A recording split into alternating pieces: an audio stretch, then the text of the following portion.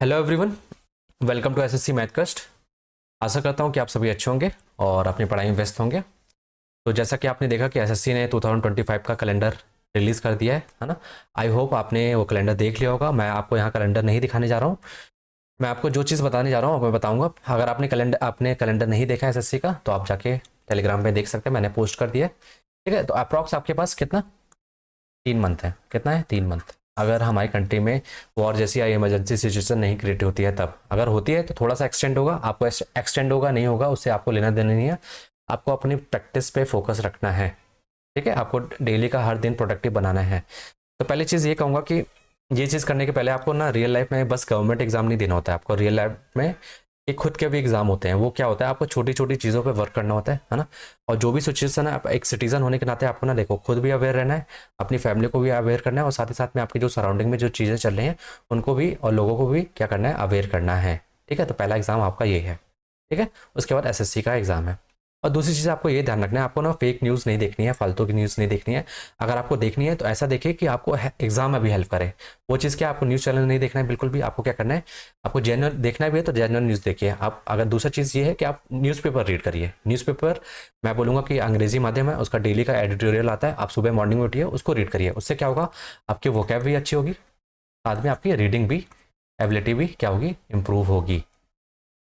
तो ऐसा चीज़ करिए कि आपको हेल्प मिले, आपकी प्रोडक्टिविटी भी इंक्रीज करिए। न्यूज़ चैनल में क्या है, वो वही वही बात क्या करेंगे, रिपीट करेंगे, है ना। और आपको भी सुनने में देखने में भी अच्छा लगेगा, पर आपको वो चीज़ नहीं देखना है। आपको जो रियलिटी है वो देखिए, जो जेन्युइन चीज़ें लिखी हुई है वो उसको पढ़िए। ठीक है, तो उससे क्या होगा, आपकी वोकैब भी इंप्रूव होगी, साथ ही में रीडिंग। तो पहले आप डिस्ट्रक्शन से बचिए, पहला चीज़ ये। ठीक है, अब आपको ना माइंडसेट चेंज करने की ज़रूरत है। आपने जो भी अब तक पढ़ते आए हो, जैसे भी पढ़ते आए हो, अब आपको चेंज करने की ज़रूरत है। अगर आपको सीजीएल, अगर जो भी एसएससी किसी भी एग्जाम के लिए आपको चाहिए, सिलेक्शन चाहिए, तो पहला चीज़ आपको पहले डिस्ट्रक्शन से बचना है। चीज़ें आपको उतनी करनी है, डेली का हर दिन प्रोडक्टिव बनाना है। ठीक है, तो आपको आज से ही माइंडसेट चेंज करना है। तो उसके लिए क्या करना है आपको, मैं ज़्यादा बड़ा टास्क नहीं दूंगा आपको, मैं 3 चीज़ें ही बताऊंगा। बस आपको डेली कंसिस्टेंट होकर वो चीज़ फॉलो करनी है, जेन्युइनली। ठीक है, रिलीजियसली आपको वो चीज़ फॉलो करनी है अच्छे से, अपने जब तक आपका सिलेक्शन नहीं हो जाता है। ठीक है, पहली चीज़ ये कि अगर आपका 80 to 90% सिलेबस हो चुका है ना, तो अब ना, अब आंख बंद करके आप मॉक की तरफ बढ़ जाओ। ठीक है, डेली आपको, अगर वीकली आप डेली मॉक दीजिए। डेली मतलब अगर मान लो कि डेली नहीं दे पा रहे हो तो आप डेली जिस सेक्शन में वीक हो रहा है डेली मॉक दोगे, तो इससे क्या होगा कि आपको अपनी आपकी वीकनेस पता चलेगी, साथ ही साथ में किस चैप्टर में मतलब आप स्ट्रांग हो, है ना। किस चैप्टर में आपको टाइम देना है आप, है ना। 3 महीने में तो वही करोगे ना, एक्स्ट्रा टाइम तो इसमें दोगे नहीं कि फालतू चीज़ें पढ़ने में टाइम दे रहे हो। तो आपको ये करना है, वो कब पता चलेगा, जब आप मॉक दोगे। मॉक दोगे मतलब अब जब मिक्स क्वेश्चन की प्रैक्टिस करते हो ना, तो आपका चैप्टर का भी रिवीजन होता है, साथ ही साथ में सारे कॉन्सेप्ट भी क्या होते हैं, रिवाइज होते हैं। ठीक है, तो बहुत बहुत सारी चीज़ें एक साथ होती हैं। तो अगर आपको रियलिटी जाननी है तो आपको मॉक देना ही देना पड़ेगा, है ना। डेली मॉक दीजिए, नहीं दे पा रहे हैं तो आप सेक्शनल मॉक दीजिए। जिस चैप्टर में, जिस टॉपिक में आप जिस सेक्शन में आप वीक पढ़ रहे हैं तो सेक्शन मॉक दीजिए। ठीक है, जैसे मैथ में आपका स्कोर नहीं हो रहा है तो आप वो दीजिए, इंग्लिश में नहीं स्कोर हो रहा है तो आप इंग्लिश का सेक्शनल मॉक दीजिए, पर आपको देना है। ठीक है, उसके बाद दूसरा, आपको देखो मैथ से ना डर नहीं लगता, आपको मेन डर लगता है कैलकुलेशन से। आपको ना क्वेश्चन पढ़ने से डर लगता है। आपको जब आपको क्वेश्चन आता है ना, आपको पता होता है कि ये टॉपिक इससे है, आपको कॉन्सेप्ट भी पता होता है, पर आपको इतने टाइम्स रिवीजन, मल्टीपल टाइम्स आपने रिवीजन नहीं किया होता। इससे क्या होता है कि आप कॉन्सेप्ट पता होता है पर उतना कॉन्फिडेंट के साथ आपको चीज़ें नहीं पता होती, तो आप क्या करते हो, स्किप कर देते हो इसको, क्वेश्चन को।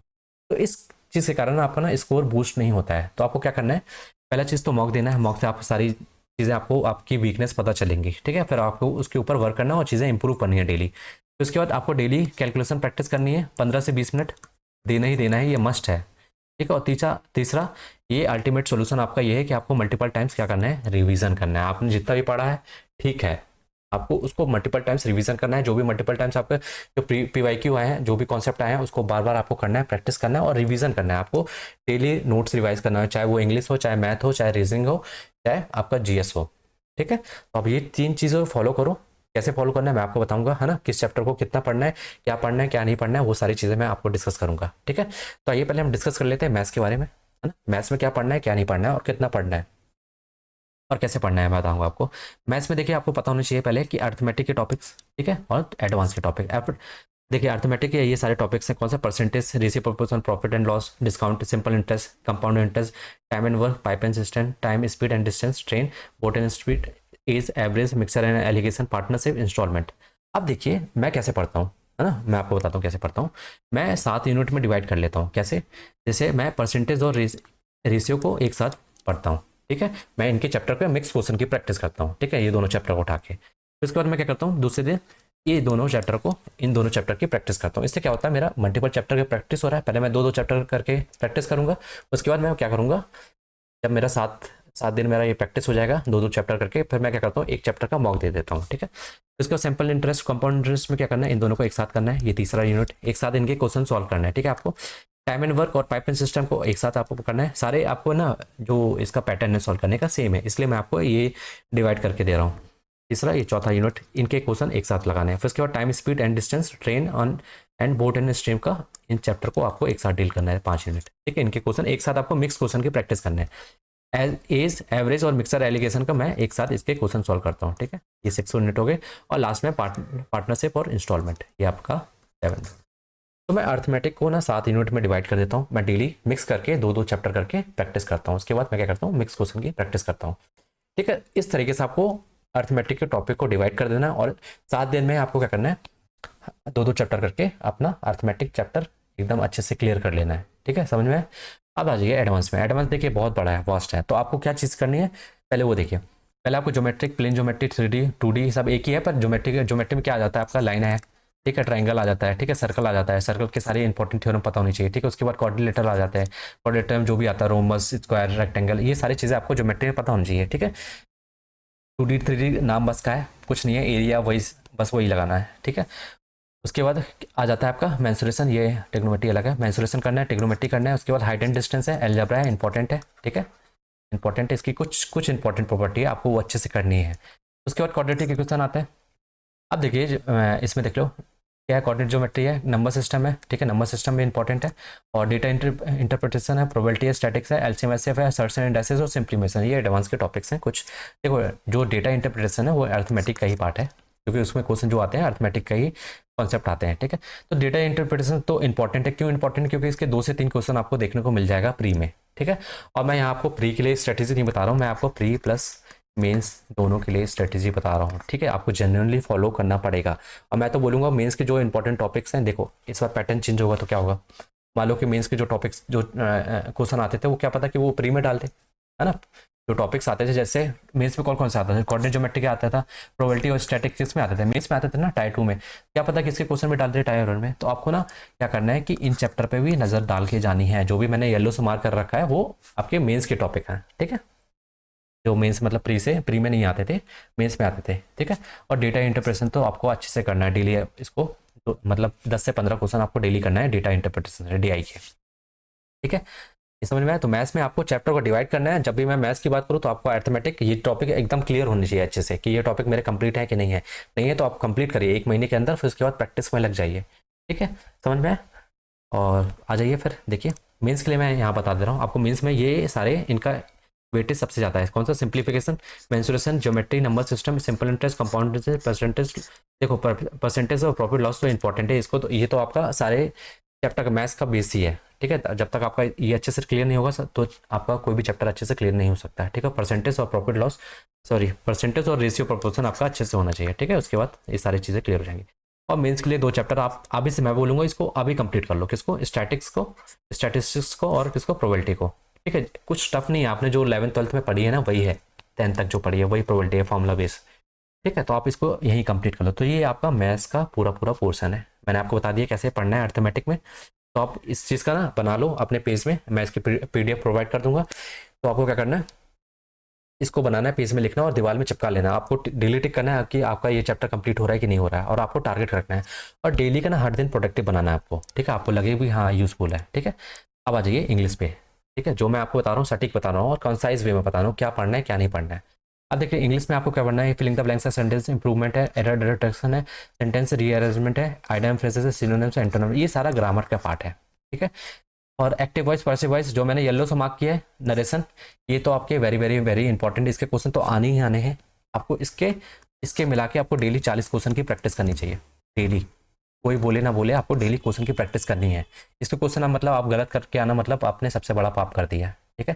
तो एक्टिव वॉइस, पैसिव वॉइस और नरेशन के क्वेश्चन आपके गलत नहीं होने चाहिए। फिर उसके बाद क्या आता है, वन वर्ड सब्स्टिट्यूशन और क्या है, वर्ड करेक्शन, इंसर्टेंस, क्लोज टेस्ट है, PQRS है। देखिए 3 चीज़ें हैं, 2 चीज़ तो आपको रामबाण है, 2 चीज़ आपको पूरी इंग्लिश में हेल्प करेगी। पहली चीज़ तो आपको डेली वोकैब पे वर्क करना है। आप मॉर्निंग में उठो, ठीक है, मॉर्निंग में उठना है, आपको डेली वोकैब पे ध्यान देना है। आपको 30 मिनट वोकैब में देना है, 30 मिनट आपकी एबिलिटी के हिसाब से, आप जितना कर सकते हो, आप जितना भी आपका पोटेंशियल हो आप उतना करिए, ठीक है। तो डेली वर्क करेंगे तो आपको सारी, अगर आपकी वोकैब अच्छे से हो जाएगी ना, ग्रामर अच्छी हो जाएगी, तो आप आराम से इंग्लिश को अच्छा स्कोर कर सकते हो, ठीक है। उसके बाद रीडिंग कॉम्प्रिहेंसिव, रीडिंग के लिए मैंने आपको बताया, आपको अगर न्यूज़ पढ़नी है तो आप अंग्रेजी माध्यम का ऐप उठा लीजिए, टेलीग्राम ग्रुप ज्वाइन कर लीजिए उसको, और डेली अपना एडिटोरियल पढ़िए पढ़िए उससे, तो उससे क्या होगा, आपको चीज़ें क्लियर होंगी और वोकैब भी सीखने को मिलेगी। साथ ही साथ में आप में उसमें क्वेश्चन भी होते हैं, उसकी भी प्रैक्टिस भी कर सकते हो आप, ठीक है। उसके बाद आ जाना है क्लोज टेस्ट और PQRS। इसके आपको ना डेली 10 से 10 क्वेश्चन करने हैं, 10 क्वेश्चन क्लोज टेस्ट के। इसको हल्के में नहीं लेना है, ठीक है। कुछ लोग सोचते हैं कि जो है ना स्टूडेंट होते हैं, बोले हाँ PQRS क्लोज टेस्ट अब बनने लगा है, पर आपको तुक्का नहीं लगाना हो। अगर आपको एग्जाम में तुक्का लगा के आओगे तो जरूर गलत होगा। तो आपको तुक्का नहीं लगाना, तो आपको क्या करना पड़ेगा, डेली 10 क्वेश्चन करिए, ईजी है, ठीक है। तो इस किस पे बेस है, मेन बेस है इसमें वोकैब पे बेस है, और रीडिंग कॉम्प्रिहेंसिव बेस है, क्लोज टेस्ट और PQRS, ठीक है। तो इसके लिए आपको क्या होना चाहिए, रीडिंग, आपकी रीडिंग अच्छी होनी चाहिए। तो रीडिंग के लिए आपको डेली वर्क करना पड़ेगा मॉर्निंग में उठ के, समझ में। तो आप 30 से, मतलब 30 से 15 से 30 मिनट दीजिए, और रीडिंग के लिए भी दीजिए। रीडिंग के लिए मान लो आधा घंटा, तो वोकैब के लिए दीजिए 30 मिनट, और रीडिंग के लिए 30 मिनट, तो बस 1 घंटा दीजिए इसमें, तो आपका इंग्लिश में अच्छा सा स्कोर मतलब आ जाएगा, ठीक है। समझ में। चलिए अब आ जाइए, मैंने जीएस, जीएस है आपका गेम चेंजर, ठीक है। तो आपको क्या करना है जीएस के लिए, मैं आपको बताता हूँ क्या करना है। पहले तो मैंने आपको मॉर्निंग का शेड्यूल बता दूँ। आपको मॉर्निंग में उठना है, आपको ना फ़ोन छूना है ना कुछ छूना है। आपको क्या करना है, मॉर्निंग में उठना है, आपको 30 मिनट किस में देना है, वोकैब में, 30 मिनट आपको रीडिंग में देना है, ठीक है। अगर आपको इंग्लिश में अच्छा मतलब मार्क्स इंक्रीज करना है, अगर आपके मार्क्स इंक्रीज नहीं हो रहे हैं, मेन चीज़, मेन रीज़न यही है कि आपकी वोकैब और रीडिंग अच्छे से नहीं है, क्योंकि आप जो भी रीड कर रहे हो अच्छे से रीड नहीं कर रहे हो, ठीक है। तो वोकैब पे आपको डेली वर्क करना पड़ेगा, रीडिंग पे वर्क करना पड़ेगा। तो आपका 1 घंटा यहाँ हो गया। फिर उसके बाद जब ये हो जाए तो आपको करना है, स्टैटिक का एक टॉपिक उठाना है, ठीक है। स्टैटिक का 1 टॉपिक उठाना है, एक टॉपिक डेली, जैसे मैंने यहाँ पे लिखा है स्टैटिक है ये। और तीसरा आपको, ये दूसरा चीज़, और तीसरा आपको क्या करना है, कैलकुलेशन पे वर्क करना है। आप 30 मिनट इसमें दीजिए, कैलकुलेशन पे कैसा 30 मिनट, तो 30 मिनट तो टोटल मिला के आपको सुबह के 2 घंटे आप, जैसे ही आप उठो सो के, तो आपको क्या करना है, पहले अपने सामने बुक रख लीजिए, जो भी आप इंग्लिश की वोकैब की बुक है और रीडिंग की बुक है। सुबह उठिए, सबसे पहले आप ये रीड करिए, उसके बाद उठिए, फिर स्टैटिक का एक टॉपिक कंप्लीट करिए। सुबह हर डेली करना है, कंसिस्टेंट रहना है, ठीक है। उसके बाद कैलकुलेशन पे 30 मिनट आपको देना है। अपने सामने चार्ट चिपका लो दीवार में, उसमें आपके स्क्वायर्स होने चाहिए, ठीक है, क्यूब्स होने चाहिए, और परसेंटेज होने चाहिए, परसेंटेज और रेशियो, है ना, फ्रैक्शन चेंज करने वाला। और साथ साथ में सीआई के परसेंटेज, प्राइम नंबर, है ना, जितना भी है, क्यूब, ये सारे आपके एकदम टिप्स पे होने चाहिए। तो इसके लिए क्या करना है, आपको दीवार में चिपका के रखना है, और सुबह उठना है, उसको रिवीज करना है, और कैलकुलेशन पे डेली वर्क करना है, ठीक है, समझ में। तो 2 घंटे आपको मस्ट है, सुबह देना ही देना है, और कंसिस्टेंट रहिए जब तक आपका सिलेक्शन हो जाए, ठीक है, समझ में है। अब आ जाइए किस पे, मैं आपको बताता हूँ स्टैटिक के जो इंपॉर्टेंट टॉपिक है क्या क्या है। पहले तो देखिए क्या आपका क्लासिकल डांस है, फोक डांस है, फेस्टिवल है, सेंसस है, जो भी मैंने आपको लिखा है सटीक, आपको एक एक टॉपिक करके डेली आपको कवर करना है इसको, ठीक है। फिर अवार्ड से आप देखिए, मैं बताऊं आपको, आप वीडियो देखना बंद करिए, आप क्या करिए, रीडिंग पे फोकस करिए। रीडिंग मतलब चाहे किसी का, आप स्टैटिक, आप ऐसा तो नहीं आप पहली बार पढ़ोगे क्लासिक डांस फोक डांस, आप क्या करते हो कि आप वीडियो देखने में, आपको देखने में चीज़ें अच्छी लगती हैं, तो आप क्या करते हो, वीडियो देखते हो। पर आपको क्या करना है, आपको पीडीएफ से रिवाइज करना है, मल्टीपल टाइम्स उसको रिवाइज करना है। वीडियो देखना मत मत देखिए, वो वेस्ट ऑफ टाइम है। अगर आपने एक बार देख लिया तो आप क्या करिए, रीडिंग करिए और रिवाइज को, नोट्स को रिवाइज करिए, ठीक है। उसके बाद रामसर साइट्स है, स्पोर्ट्स है, जो भी न्यूज़ में, national park, books and author, important dish, musical instrument है, और घराना, ठीक है। जो म्यूजिकल इंस्ट्रूमेंट है उसके जो भी एक्सपोनेंट है, आपको उसके बारे में पता होना चाहिए। अब आ जाइए जो ये जीएस का पार्ट है, पॉलिटी, हिस्ट्री, ज्योग्राफी, इकोनॉमिक है। तो आपको पहले देखो पॉलिटी हिस्ट्री कंप्लीट कर लेना अच्छे, उसके बाद बायोलॉजी आपको अच्छे से क्लियर करनी है, उसके बाद आप ज्योग्राफी कर लो, उसके बाद इकोनॉमिक कर लो। तो ये इंपॉर्टेंट टॉपिक, बस इतना कर लो। इतने में आप कितना, मैं बोलूँगा आप 30 से 35 क्वेश्चन आराम से ला लोगे, किसमें, प्री में, ठीक है, टाइम रन में। तो ये चीज़ समझ में आए। तो स्टैटिक को आपको डेली वन, तो कितने टॉपिक्स हैं देख लो, 1 2 3 4 5 6 7 8 9 10 11 12, 12 टॉपिक, 12 दिन में 12 टॉपिक आपके कंप्लीट हो गए। उसके बाद क्या करना है, फिर से साइकिल रिपीट कर देना। तो इस तरीके से आपको डेली करना है वर्क, समझ में, ठीक है। तो चलिए अब आगे बढ़ते हैं। अब आ जाइए हिस्ट्री में जान लेते हैं। आपको जब भी है ना, आप कोई टॉपिक पढ़ो, जैसे हिस्ट्री है, जीएस में आप हिस्ट्री पढ़ रहे हो तो हिस्ट्री में आपको ना जैसे एंशिएंट पढ़ रहे हो तो एंशिएंट में आपको सारी टाइमलाइन ना एकदम दिमाग में क्लिक होनी चाहिए। जैसे बोलो एंशिएंट, एंशिएंट में क्या, इंडस वैली सिविलाइजेशन, फिर उसके बाद वैदिक एज, फिर बुद्धिज्म, जैनिज्म, है ना, ये सारा आपको अच्छे से पता होना चाहिए। महाजनपदास, ठीक है, उसके बाद Mauryan empire, Gupta empire, invasion from central Asia जैसे इंडो ग्रीक, साकास, पार्थियंस, है ना, और कुसानास, ठीक है। तो ये सारे टाइमलाइन आपके दिमाग में होने चाहिए। पहले हिंदुस वैली सिविलाइजेशन, फिर उसके बाद वैदिक एज पढ़ना है, फिर बुद्धिज्म, जैनिज्म, महाजनपदास, ठीक है, उसके बाद मॉडर्न एम्पायर, ठीक है, गुप्ता एम्पायर, फिर इन्वेजन सेंट्रल एशिया जो भी आए थे, ठीक है, इंडो ग्रीक, उसके बाद साउथ इंडियन किंगडम जो भी था, चोला, चेरा, पांड्यास। तो ये था आपका एंशिएंट हिस्ट्री। इस तरीके से बनाओगे ना तो आपको चीज़ें क्लियर रहेंगी, ठीक है। उसके बाद मेडिवल में क्या है आपका, अर्ली मेडिवल है जिसमें मोहम्मद ये बिन है, ठीक है, बिन कासिम है, मोहम्मद गजनी है, मोहम्मद गौरी है, ठीक है। उसके बाद दिल्ली सल्तनत है, उसका टाइम याद होना चाहिए कि 1206 से लेकर 1526।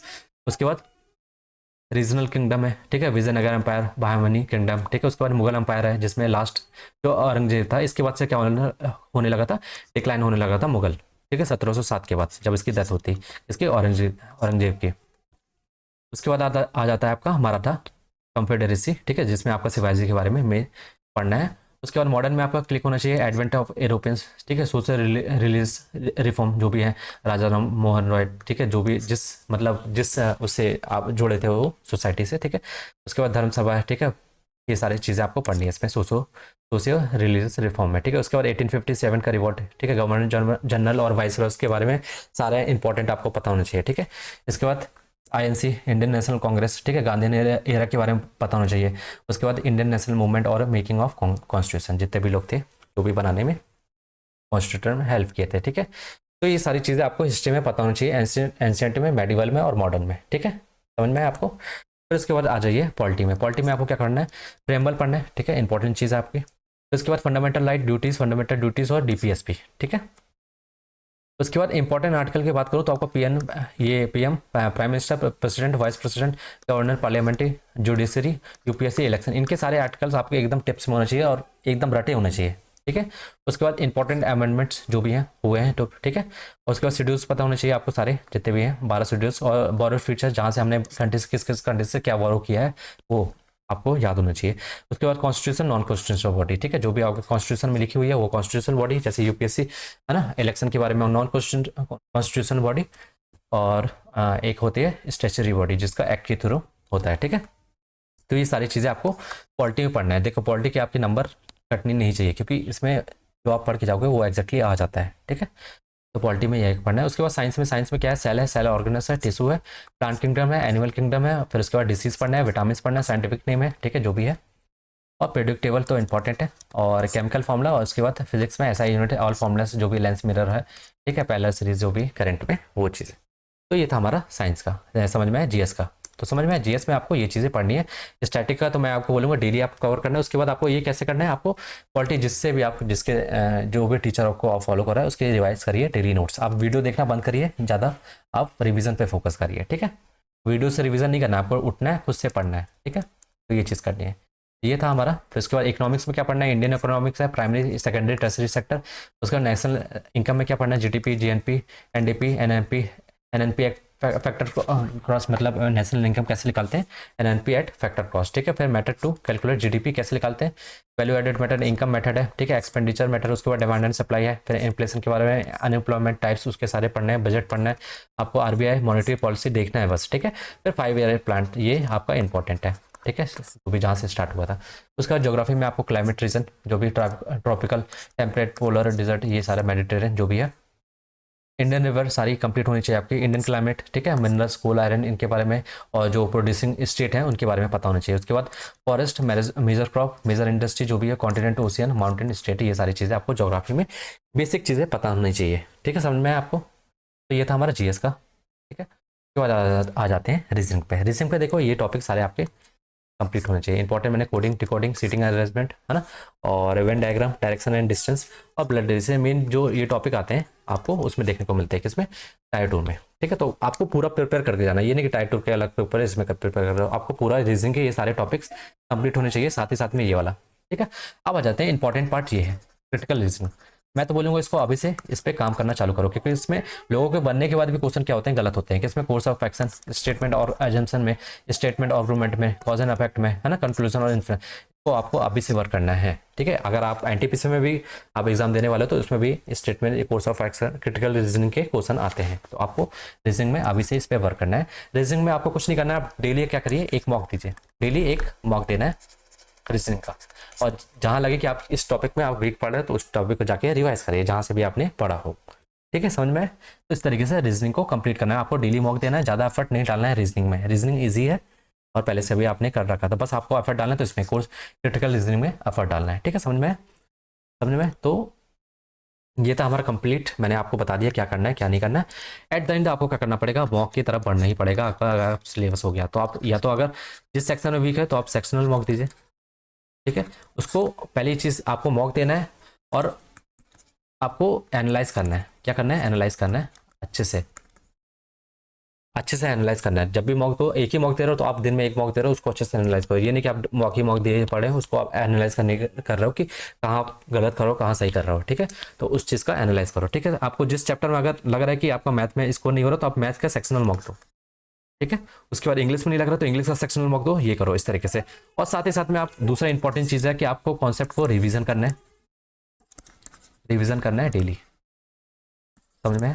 डेली मतलब डेली, ये चीज़ कंसिस्टेंट है। तो मैंने तीन चीज़ आपको बताई। पहला तो आपको, आपकी अगर रियलिटी जाननी है आपको, है ना, एग्जाम में कैसा परफॉर्म करोगे आप, तो आपको क्या करना है, पहला मॉक देना है। दूसरा, अगर आपका सिलेबस हो चुका है ना, सारी चीज़ें हो चुकी है, तो आपको कॉन्सेप्ट को डेली रिवीजन करना है क्वेश्चन के थ्रू, क्वेश्चन के थ्रू। ठीक है, ये नहीं कि आप कॉन्सेप्ट का वीडियो देख लिया कि हाँ ये कॉन्सेप्ट है, आपको इंप्लीमेंट करना भी तो आना चाहिए कॉन्सेप्ट रिविजन, चाहे वो इंग्लिश हो, चाहे मैथ हो, चाहे रीजनिंग हो, चाहे जीएस हो। ठीक है, और तीसरी चीज़ आपको कैलकुलेशन पे वर्क करना है। आपको मैथ से, मैंने पहले बताया, मैथ से आपको डर नहीं लगता, मेन आपको कैलकुलेशन से डर लगता है, क्वेश्चन रीडिंग से डर लगता है। तो आपको ये चीज़ें इंप्रूव करनी है। ठीक है, कैलकुलेशन प्रैक्टिस, बस ये चीज़ कर लोगे ना आप। मॉर्निंग में उठना है आपको, कैलकुलेशन प्रैक्टिस करनी है, आपको वोकैब पढ़नी है। मैंने तीन चीज़ बताई। 2 घंटे क्या देना है, 2 घंटे आपको 2 आवर्स मॉर्निंग के उठते ही पहले आपको 30 मिनट आपको क्या करना है, वोकैब पढ़नी है। फिर इसके बाद 30 मिनट आपको रीडिंग करनी है ना, कहीं से भी एडिटोरियल उठाओ, उसको रीड करो, है ना। अगर मन नहीं कर रहा तब भी रीड करो, फिर आपको ना इंटरेस्ट अपने आप आ जाएगा। ठीक है, उसके बाद आपको 1 घंटा क्या करना है, 1 घंटा नहीं सॉरी 30 मिनट पर आपको कैलकुलेशन की प्रैक्टिस करनी है। और आप दीवार में आप चार्ट चिपक जाना चाहिए, है ना, स्क्वायर, क्यूब्स, परसेंटेज, रेशियो, है ना, फ्रैक्शन, ये सारे के सीआई परसेंटेज सारे होने चाहिए। 30 मिनट कैलकुलेशन और 30 मिनट आपको, मैंने क्या बताया था इंपॉर्टेंट चीज़, आपको किसमें 30 मिनट आप किसमें देना है आपको, हाँ स्टैटिक के हार्ड एक टॉपिक में, किसमें, स्टैटिक के, ये कहाँ गया। ठीक है, समझ में? तो वन टॉपिक आपको डेली कवर करना है। ठीक है, तो जो भी मैंने आपको स्टैटिक के टॉपिक बताया उसको डेली कवर किया। और जीएस के लिए तो आपको क्या करना है, जो जिस टीचर से आपने पढ़ा है उसके, अब देखो आप बार बार वीडियो की तरफ मत पढ़िए। ठीक है, मैं बोलूँगा आपको जो भी उनके नोट्स हैं, आप उनको नोट्स को डेली उठिए, रिवाइज करिए। ठीक है, दिमाग को स्ट्रेस मत दीजिए, पैनिक मत होइए। और पहली चीज़ आपको खुद भी अवेयर रहना है और आसपास अवेयर करना है। ये चीज़ मैंने आपको पहले ही बता दी। ठीक है, बस आपको इतना करना है, इसके बाद आपका सिलेक्शन आपके हाथ में होगा। ठीक है, तो बस खुद के लिए पॉजिटिव रहिए, है ना, और अपने ऊपर बिलीव रखिए कि आप ये चीज़ें कर सकते हैं और आप ज़रूर कर सकते हैं। ठीक है, तो बस मेरा आपसे यही निवेदन है कि आप प्रैक्टिस करते रहिए और आपको डेली प्रोडक्टिव, जो भी कर रहे हैं प्रोडक्टिव बनाइए दिन को। ठीक है, तो चलिए मिलते हैं नेक्स्ट वीडियो में। और जो भी मैं आपको डेली डोज करवाता हूँ सीरीज, आपको कुछ नहीं करना है, बस 15 मिनट देना है ना। आप 1x 2x की स्पीड से आइए, देखिए क्वेश्चन सॉल्व करोगे, आपको खुद बेनिफिट मिलेगा। ठीक है, तो आपको मिक्स क्वेश्चन की प्रैक्टिस डेली करनी है। ठीक है, तो चलिए मिलते हैं नेक्स्ट सेशन में, तब तक के लिए बाय, टेक केयर, और अपना ध्यान रखिए और अपने आसपास का चीज़ों का भी ध्यान रखिए। ठीक है, चलिए बाय, टेक केयर।